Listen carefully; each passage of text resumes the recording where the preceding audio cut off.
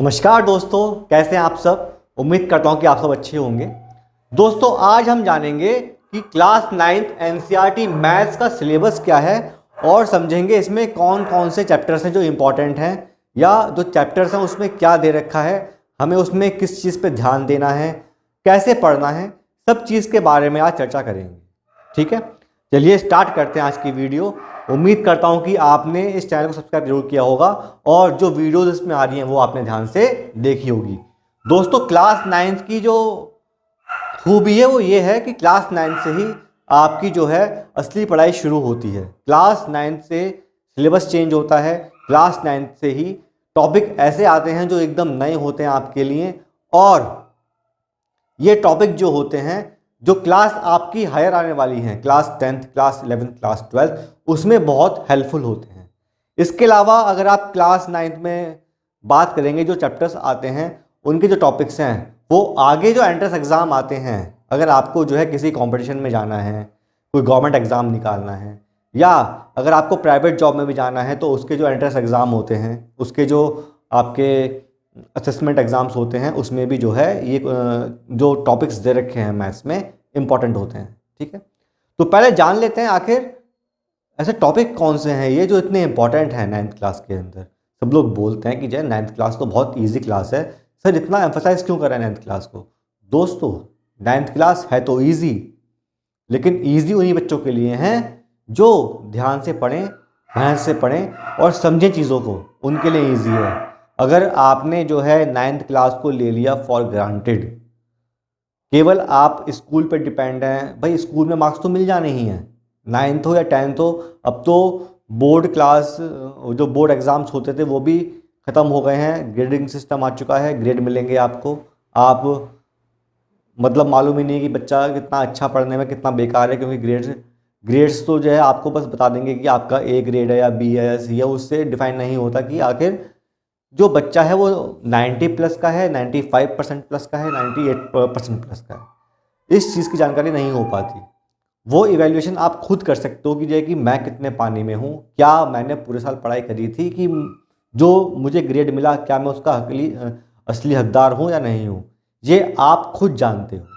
ठीक है, और अगर आप अपने से ऑनेस्ट नहीं हो तो यकीन मानिएगा कुछ साल के बाद जब आप ऐसे पड़ाव पे पहुँच जाओगे जहाँ से आप वापस पीछे मुड़ के नहीं देख सकते या पछताओगे, उस टाइम पर आप सोचोगे ज़रूर कि काश मैं 9th क्लास में या उस क्लास में मैं ऑनेस्ट होता और ध्यान से पढ़ता तो आज मैं कहीं और होता। ठीक है, तो ऐसी स्थिति ना आए तो इसलिए जो है क्लास 9th से ही हमें 4 साल देने होते हैं ज़िंदगी को अच्छे बनाने के लिए, 9th, 10th, 11th और 12th। अगर आप इन 4 साल को अच्छे से पढ़ाई करते हो, अच्छे से फोकस्ड हो के रहते हो और अपने जो एम है, गोल है, उससे डाइवर्ट नहीं होते, उससे डिस्ट्रैक्ट नहीं होते, तो यकीन मानिए ये 4 साल आपकी ज़िंदगी के निर्णायक साल होते हैं। अगर आप इन 4 साल में अच्छा परफॉर्म करते हो, अच्छी पढ़ाई करते हो और जो आपका टारगेट है उसको अचीव करते हो, तो यकीन मानिए कि इन 4 साल के बाद जो भी आपको मिलने वाला है वो स्वर्णिम ही होता है, वो कुछ अलग ही होता है। ठीक, चलिए तो देखते हैं 9th क्लास में आखिर टॉपिक ऐसे कौन से हैं जो इतने इंपॉर्टेंट बन जाते हैं कि आगे तक हमारे काम वो आएंगे। तो दोस्तों, जो चैप्टर पहला होता है एनसीईआरटी मैथ्स का, वो अगर हम बात करें दैट इज नंबर सिस्टम। कितना बड़ा चैप्टर है जरा आप देखिए, नंबर सिस्टम। ठीक है, इसमें आप ये जानते हो कि आखिर नंबर कितने टाइप के होते हैं। नंबर कितने टाइप के होते हैं आपको मालूम चलता है कि जो है एचसीएफ और एलसीएम, इसका मतलब क्या होता है, कोई नंबर रेशनल है या इरेशनल है, वो कैसे मालूम करेंगे, वो भी हमें यही चलता है पता इस चैप्टर के अंदर ही। इसके अलावा सर्ड्स, एक्सपोनेंट, वो भी हम यहीं पढ़ते हैं इस चैप्टर के अंदर। ठीक है, तो एचसीएफ एलसीएम हो गया, रेशनल और इरेशनल हो गया। ठीक है, इसके अलावा एक्सपोनेंट्स हो गए, इसके अलावा हो गया आपका सर्ड्स। तो ये टॉपिक्स इंपॉर्टेंट हैं इस चैप्टर के अंदर, और ये इन टॉपिक्स पे क्वेश्चंस आते हैं SSC CGL एग्ज़ाम जो होता है उसमें क्वेश्चंस पूछते हैं।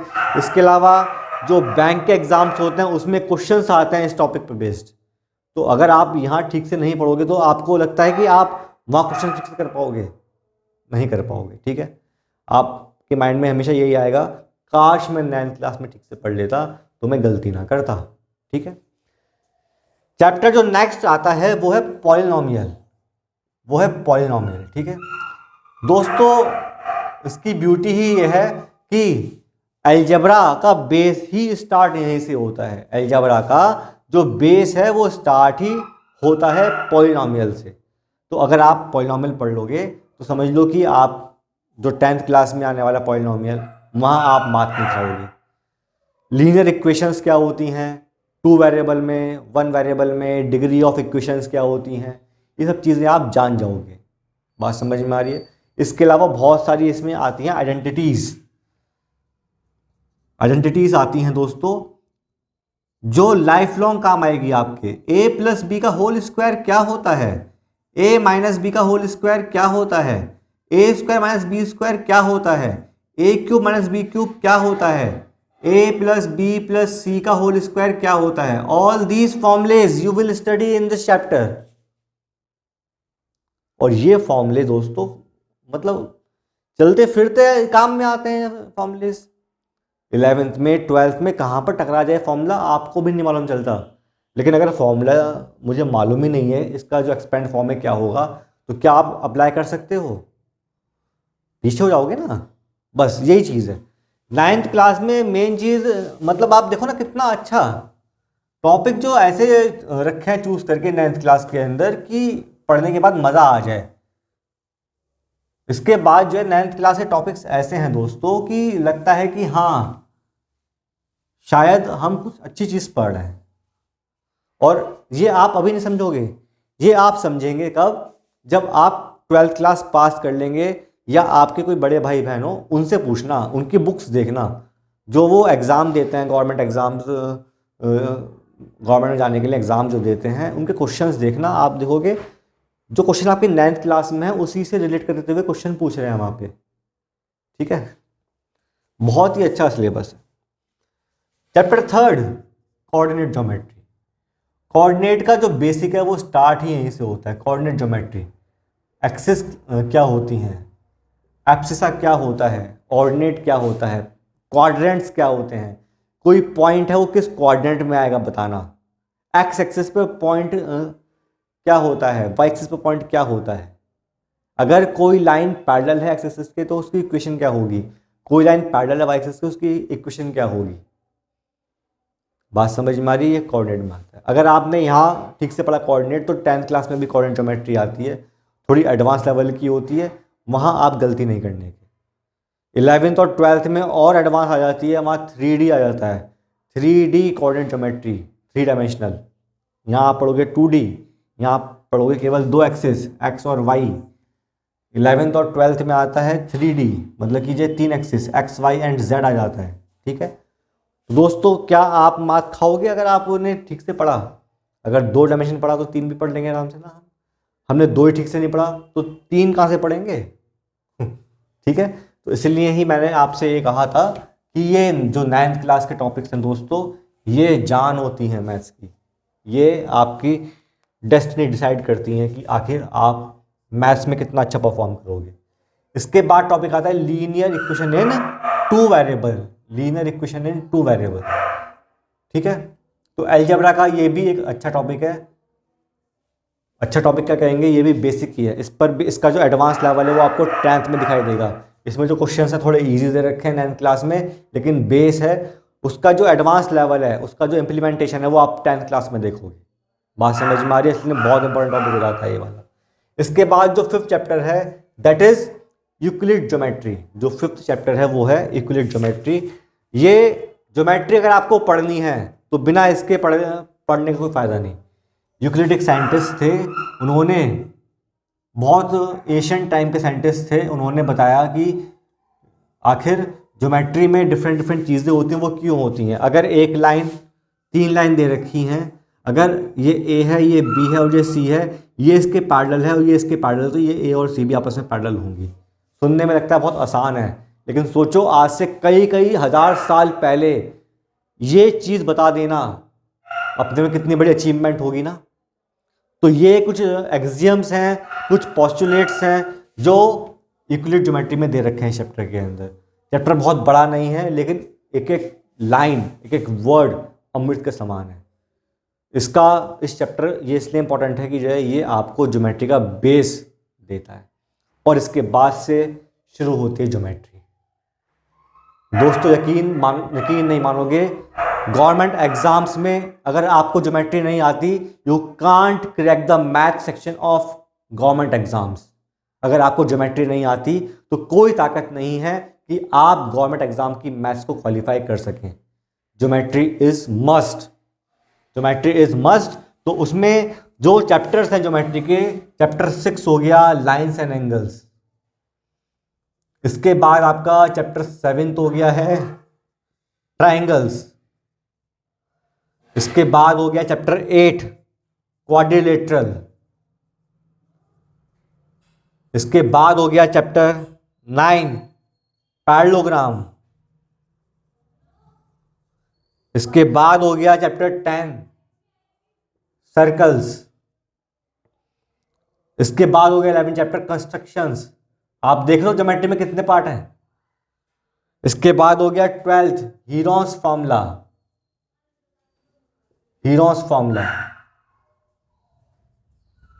इसके बाद यहां तक होता है, ठीक है।